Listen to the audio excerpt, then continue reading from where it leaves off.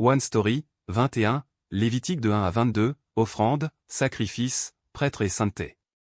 Nous entrons maintenant dans le Lévitique. Le Lévitique est un livre biblique difficile et ardu, pour ceux qui ont lu la Bible au point de l'appeler « Macrise ». Mais il n'est ni difficile ni compliqué, si nous le considérons du point de vue d'One Story, en nous concentrant sur ce qui est constamment dit, l'amour de Dieu pour son peuple, la relation entre Dieu et son peuple, et la restauration de cette relation par Jésus-Christ. C'est parce que Dieu raconte l'histoire constamment, sans changement. Dans le Lévitique, Dieu proclame. En effet, je suis l'Éternel, qui vous ai fait sortir d'Égypte, pour être votre Dieu, et vous serez saints car je suis saint. Et parle de la sainteté du peuple de Dieu.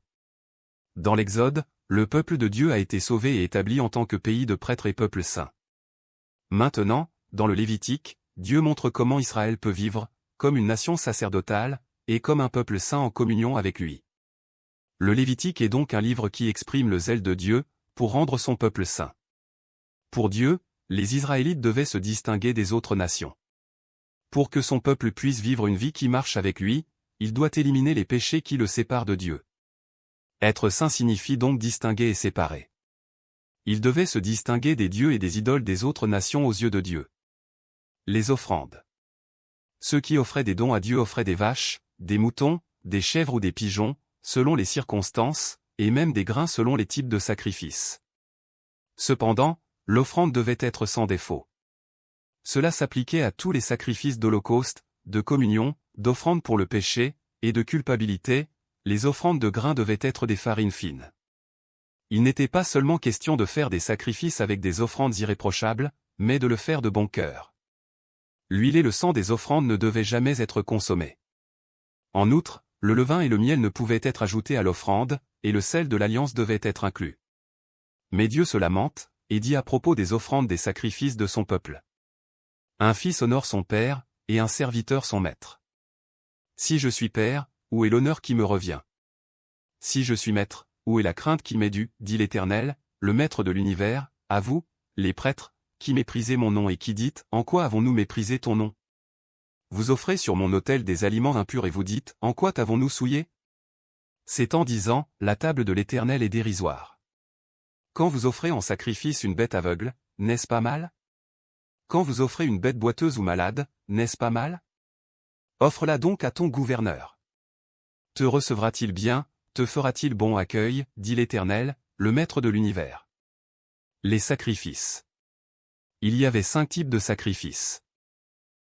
Parmi eux, à l'exception des offrandes de grains, l'holocauste, les offrandes de communion, les offrandes de culpabilité, et les offrandes de péché présentaient quelques différences, mais tous étaient principalement des vaches, des moutons et des chèvres, des offrandes qui étaient brûlées.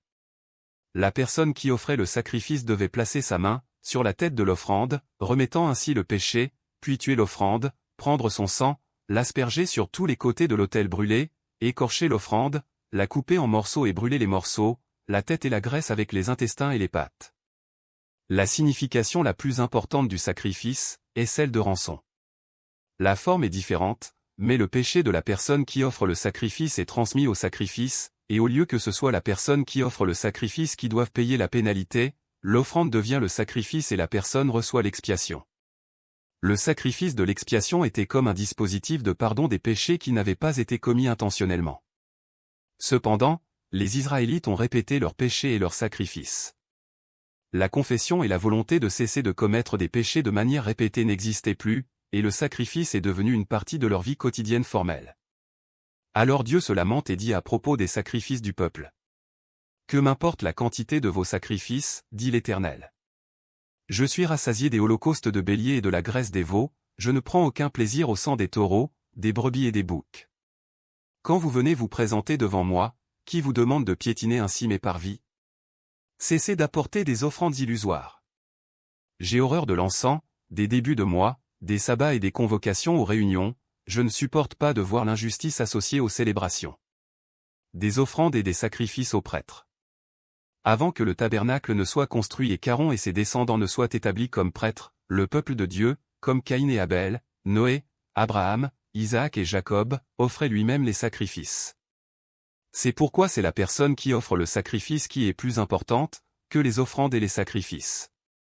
En effet, le choix d'un sacrifice sans défaut, le moment, la méthode et la procédure d'offrande d'un sacrifice étaient tous décidés et contrôlés par le prêtre.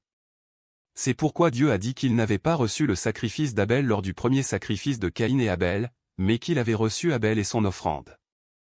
De même, il n'a pas dit qu'il n'avait pas reçu le sacrifice de Caïn, mais qu'il n'avait pas reçu Caïn et son offrande. Cependant, après la construction du lieu où l'on offrait les sacrifices, le tabernacle, et le choix des prêtres qui présidaient au sacrifice, ce sont les prêtres qui ont assumé ce rôle important. Les prêtres. Après la construction du tabernacle, ce sont les prêtres qui ont présidé au sacrifice, en offrant des offrandes irréprochables. Tout comme le sacrifice devait être impeccable, les prêtres devaient l'être aussi. C'est pourquoi Dieu dit à Moïse: « Tu habilleras Aaron des vêtements sacrés, tu verseras de l'huile sur lui et tu le consacreras pour qu'il soit à mon service en tant que prêtre. Tu feras approcher ses fils, tu les habilleras des tuniques et tu les consacreras par onction, comme tu l'auras fait pour leur père, pour qu'ils soient à mon service en tant que prêtre. Cette onction leur assurera à perpétuité l'exercice de la fonction de prêtre au fil des générations. » Mais ils n'étaient ni saints ni parfaits, et ils avaient des défauts. Aaron, le premier grand prêtre, a créé l'idole du veau, et Nadab et Abihu, qui devaient assumer l'entière responsabilité du grand sacerdoce, en tant que premier et second fils d'Aaron, sont morts sous l'attaque de Dieu lorsqu'ils ont utilisé un feu non autorisé pour l'autel brûlé. Les générations suivantes ont également connu le prêtre Élie et ses fils, Ophni et Phiné, qui ont méprisé les sacrifices de Dieu. Le premier sacrifice qu'Aaron offrit après avoir été nommé prêtre fut une offrande sans défaut, comme Dieu l'avait ordonné à Moïse, et Dieu reçut le sacrifice de culpabilité, l'holocauste et le sacrifice de communion. Mais immédiatement après, les fils d'Aaron, Nadab et Abihu, ont commis un péché. Dans les livres des prophètes, il est souligné que les prêtres gouvernaient avec puissance, commettaient des mensonges, étaient mauvais, enseignaient pour en tirer profit, souillaient le sanctuaire et violaient la loi, et méprisaient le nom de Dieu. Jésus-Christ, l'offrande, le sacrifice et le prêtre parfait. Les offrandes et les sacrifices n'étaient pas parfaits. Le prêtre n'était pas parfait non plus.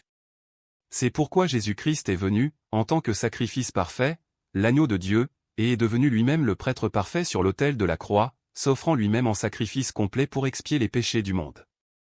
La Bible dit: « Les sacrifices et les offrandes, les holocaustes et les sacrifices pour le péché, tu ne les as pas désirés, et ils ne t'ont pas plu, bien qu'ils aient été offerts conformément à la loi. » Il dit alors: « Me voici, je suis venu pour faire ta volonté. » Il met de côté la première pour établir la seconde. Et par cette volonté, nous avons été sanctifiés par le sacrifice du corps de Jésus-Christ une fois pour toutes. Jour après jour, chaque prêtre se tient debout et accomplit ses devoirs religieux, il offre toujours les mêmes sacrifices, qui ne peuvent jamais ôter les péchés. Mais ce prêtre, après avoir offert pour toujours un seul sacrifice pour les péchés, s'est assis à la droite de Dieu. La Bible proclame également: « Je vous encourage donc, frères et sœurs, par les compassions de Dieu, à offrir votre corps comme un sacrifice vivant, saint, agréable à Dieu. Ce sera de votre part un culte raisonnable. Ne vous conformez pas au monde actuel, mais soyez transformés par le renouvellement de l'intelligence, afin de discerner quelle est la volonté de Dieu, ce qui est bon, agréable et parfait. » Ce qui illustre la vie cultuelle de ceux qui sont devenus enfants de Dieu par le même Jésus-Christ. Animal propre et animal impur. Dieu fait la distinction entre ce qui est pur et impur, ce qui peut être mangé et ce qui ne peut pas l'être. Il dit: « En effet, je suis l'Éternel, votre Dieu. Vous vous consacrerez et vous serez saints, car je suis saint, vous ne vous rendrez pas impurs par tous ces reptiles qui rampent sur la terre. En effet, je suis l'Éternel, qui vous ai fait sortir d'Égypte pour être votre Dieu, et vous serez saints car je suis saint. » Dans le Lévitique, la distinction entre les animaux purs et impurs devait distinguer la vie du peuple. Comme Dieu a donné des lois d'équité à son peuple, alors que le reste des nations avaient des lois telles que œil pour œil et dent pour dent, Dieu leur a donné une restriction pour la nourriture que le reste des nations utilisaient sans distinction, même lorsqu'elles servaient leur Dieu. Dans le Nouveau Testament, l'apôtre Paul proclame: « Or ce n'est pas un aliment qui nous rapproche de Dieu, si nous en mangeons, nous n'avons rien de plus, si nous n'en mangeons pas, nous n'avons rien de moins. Ainsi donc, que vous mangiez, que vous buviez ou quoi que vous fassiez, faites tout pour la gloire de Dieu. » Il n'est donc pas question de nourriture en soi, mais de mener une vie distinguée. Ce n'est pas la nourriture qui les rendait saints, mais l'obéissance qui les distinguait. Le prêtre le choisira. Ce qui est plus important que les offrandes et les sacrifices, ce sont ceux qui offrent les sacrifices et ceux qui surveillent les sacrifices. Par conséquent, si le prêtre est parfait, l'offrande et le sacrifice peuvent être parfaits. Le Lévitique passe maintenant à l'ordonnance du prêtre, à la nomination du prêtre et au premier sacrifice du prêtre, puis aux animaux purs et impurs, et continue avec les histoires des prêtres qui décident de la purification d'une femme, après l'accouchement et de la propreté d'une maladie de la peau. Le prêtre peut examiner la maladie de la peau, et la déclarer pure ou impure. Si le prêtre la déclare pure, elle est pure, et s'il la déclare impure, elle est impure. Lorsque le prêtre expiait, il était pardonné. Nous serons pardonnés par Jésus-Christ, qui viendra comme un prêtre parfait. Que la femme qui a donné naissance à un enfant soit pure ou non, il s'agit de péché originel, et la maladie de peau qui survient au cours de leur vie est due à leur péché originel, qui peut donc être purifié par le prêtre parfait, Jésus-Christ. C'est ce que le Seigneur a ordonné. Dieu l'ordonne non seulement aux prêtres, mais aussi à tous les descendants d'Israël par l'intermédiaire de Moïse. Tout Israélite qui attrape une vache, un mouton ou une chèvre, à l'intérieur du camp ou à l'extérieur, doit d'abord amener l'animal à la tente de la rencontre et l'offrir en sacrifice à Dieu devant le tabernacle. Sinon, il sera exclu du peuple. Même si l'animal est capturé dans les champs, l'offrande doit être apportée à la porte du tabernacle et remise au prêtre pour être sacrifiée à Dieu, en tant qu'offrande de communion. Dieu a ordonné que tous les sacrifices soient faits devant le tabernacle, car, bien que le corps des Israélites soit sorti d'Égypte, leur mode de vie était encore imprégné des anciens rituels de sacrifice, qu'ils pratiquaient de manière obscène. Dieu dit aussi à plusieurs reprises au peuple de ne pas manger de sang, parce que la vie de la chair est dans le sang et de quitter la coutume du sacrifice païen, qui consiste à boire le sang de la bête, après le sacrifice. Par conséquent, le peuple de Dieu est désormais invité à servir Dieu seul. Je suis le Seigneur ton Dieu. Dieu dit à nouveau par l'intermédiaire de Moïse. Je suis l'Éternel, votre Dieu. Il dit donc: Vous ne ferez pas ce qui se fait en Égypte, où vous avez habité, et vous ne ferez pas ce qui se fait dans le pays de Canaan, où je vous conduis. Vous ne suivrez pas leurs coutumes. Vous mettrez en pratique mes règles, et vous respecterez mes prescriptions, c'est elles que vous suivrez. Je suis l'Éternel, votre Dieu. Vous respecterez mes prescriptions et mes règles. L'homme qui les mettra en pratique vivra par elles. Je suis l'Éternel. Et ce qui est dit constamment, c'est ce qui a déjà été dit, ne pas suivre les coutumes d'attraper des animaux pour servir les idoles et d'en boire le sang, ainsi que de commettre l'inceste, ne pas avoir de relations sexuelles avec une femme pendant ses menstruations, ne pas avoir de relations sexuelles avec la femme de son prochain, ne pas donner les enfants à Molek en les faisant passer par le feu, ne pas avoir de relations sexuelles avec le même sexe, ne pas avoir de relations sexuelles avec la bête, et ne pas se souiller avec cela. Parce que les nations que Dieu a exterminées se sont souillées avec ces choses, et parce que leur terre a été polluée et les a rejetées, si les Israélites font cela, la terre rejettera aussi les Israélites. Le peuple de Dieu doit vivre selon la volonté de Dieu. Parce qu'il est maintenant leur Dieu.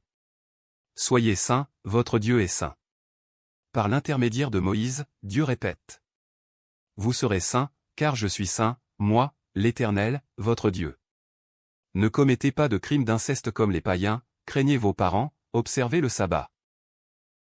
Ne vous tournez pas vers d'autres dieux et d'autres choses vaines, lorsque vous offrez une offrande de communion à Dieu, offrez-la de manière à ce qu'il la reçoive avec joie, lorsque vous mangez une offrande de communion, mangez-la dans un certain délai, lorsque vous récoltez le grain, et même lorsque vous cueillez le fruit de la vigne, laissant une partie pour les pauvres et les étrangers, ne pas voler, ne pas tromper, ne pas mentir, ne pas jurer faussement par le nom de Dieu, ne pas frauder. Ni voler les voisins, donner à temps le salaire des ouvriers, ne pas être méchant avec les infirmes, être juste dans la justice, ne pas calomnier, ne pas tuer pour le profit, reprendre ses frères, mais ne pas les haïr du fond du cœur, ne pas se venger de ses ennemis ni garder rancune à ses frères et aimer son prochain comme soi-même. Il est interdit d'accoupler des animaux d'espèces différentes, de planter dans les champs des semences de 2 espèces, et de porter des vêtements tissés de 2 sortes d'étoffes. Il y a une ordonnance pour le fait de coucher avec une femme mariée, lorsqu'ils entrent en Canaan et plantent une variété d'arbres fruitiers, ils sont considérés comme incirconcis, pendant 3 ans, et ne peuvent pas être mangés. La 4e année, tous les fruits doivent être offerts à Dieu pour le louer et, à partir de la 5e année, les fruits peuvent être mangés. Ne mangez rien avec du sang, ne pratiquez pas la divination et ne cherchez pas de présage, ne coupez pas les cheveux sur les côtés de la tête et ne coupez pas les bords de la barbe, ne tatouez pas à cause d'un mort, ne faites pas de votre fille une femme qui a été tuée, ne pas prostituer sa fille, respecter le jour du sabbat de Dieu, honorer le sanctuaire, ne pas croire aux médiums ni rechercher les esprits et se souiller avec eux, respecter les personnes âgées et révérer Dieu. Ne maltraitez pas les étrangers qui résident chez vous, et traitez-les comme des autochtones, vous ne commettrez pas d'injustice ni dans les jugements, ni dans les mesures de dimension, ni dans les poids, ni dans les mesures de capacité. Vous aurez des balances justes, des poids justes, des mesures de solide justes et des mesures de liquide justes. Je suis l'Éternel, votre Dieu, qui vous ai fait sortir d'Égypte. Dieu dit à son peuple de ne pas suivre les coutumes des païens, mais d'obéir à tous les décrets, et à toutes les lois de Dieu. Désormais, toutes les normes de vie sont Dieu et les paroles données par lui. C'est parce que le Dieu saint est devenu leur Dieu. Je suis l'Éternel, ton Dieu, qui t'ai distingué de toutes les nations. Dieu a parlé du pays de Canaan depuis Abraham jusqu'à Moïse, du pays où coule le lait et le miel. Et maintenant, il rappelle qu'il donnera le pays de Canaan, où coule le lait et le miel, et qu'il a distingué les Israélites pour cela. Par conséquent, les actions du peuple de Dieu ne doivent pas être identiques aux actions de ceux qui servent les dieux étrangers, et leurs corps ne doivent pas être souillés. La raison pour laquelle le peuple de Dieu doit être saint est que Dieu, qui a fait de lui son peuple, est saint, et que le Dieu saint l'a distingué parmi toutes les autres nations, pour faire des Israélites sa possession. Je suis le Seigneur qui les rend saints. Dieu indique à Moïse les ordonnances, auxquelles les prêtres doivent obéir. Les prêtres sont comme les adultes du peuple, donc même si les morts sont de sa famille, ils ne peuvent pas se souiller en les touchant, et parce que les prêtres offrent les offrandes alimentaires à Dieu, ils ne peuvent pas se couper les cheveux ou la barbe. Ils ne doivent pas profaner le nom de leur Dieu et ne doivent pas épouser des femmes souillées par la prostitution ou divorcées, et la femme qui l'épouse doit être vierge. Même si elle est la fille d'un prêtre, elle doit être brûlée si elle commet l'adultère, car elle a déshonoré son père. En particulier, le grand prêtre, qui a reçu l'huile d'onction sur la tête, ne doit pas laisser sa chevelure se défaire, ni déchirer ses vêtements, ni s'approcher d'un cadavre, même s'il s'agit de ses parents, et lorsqu'il a l'huile d'onction sur la tête, il ne doit pas sortir du sanctuaire. Aucun des descendants d'Aaron présentant une anomalie ne peut s'approcher pour offrir la nourriture de Dieu, ou présenter des offrandes au Seigneur, ils peuvent manger la nourriture de Dieu, mais ils ne peuvent pas entrer dans le rideau. Les lépreux ou les malades qui ont des écoulements corporels ne peuvent pas manger la nourriture sacrée, tant qu'ils ne sont pas propres, et quiconque touche quelque chose qui peut le souiller est impur, jusqu'au soir, et ne peut pas manger la nourriture sacrée, et ils peuvent manger la nourriture sacrée, après que le soleil s'est couché. Ils ne doivent pas manger de cadavres ou d'animaux déchiquetés, par des bêtes sauvages. Puisque Dieu est saint, ceux qui assistent au tabernacle de Dieu doivent également être saints. En outre, Dieu parle de l'ordonnance pour les prêtres de manger des aliments saints, et de l'ordonnance de donner des offrandes à Dieu, avec des holocaustes, mais nous ne devons pas oublier que cela doit être donné pour être accepté. Dieu dit à plusieurs reprises de garder ses commandements et de les suivre, car il est le Seigneur. Je suis le Seigneur. Je suis l'Éternel qui vous considère comme saint et qui vous ai fait sortir d'Égypte pour être votre Dieu. Je suis l'Éternel. Il faut voir le zèle de Dieu qui dit, « Soyez saints parce que je suis saint, votre Dieu est saint, je suis le Seigneur qui les sanctifie, je suis le Seigneur votre Dieu qui vous a distingué de toutes les nations, je suis l'Éternel votre Dieu. » L'histoire du zèle de Dieu qui a dit de ne plus vivre comme un enfant sans parents, mais d'accepter Dieu comme Père, et de vivre comme le peuple de Dieu.